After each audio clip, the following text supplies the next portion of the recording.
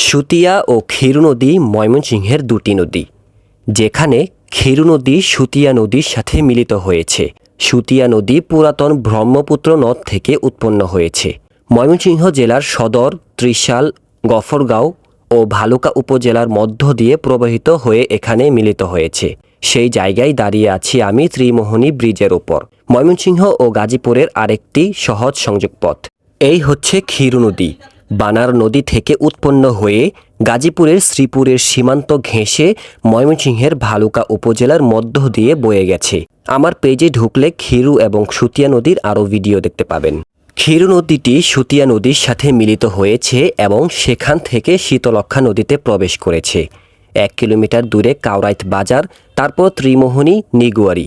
স্থানীয়ভাবে সুতিয়া নদীকে ক্ষীর নদী হিসেবে উল্লেখ করা হলেও গুগল ম্যাপে এই অঞ্চলের নদীর নাম বানার হিসেবে দেখা যায়।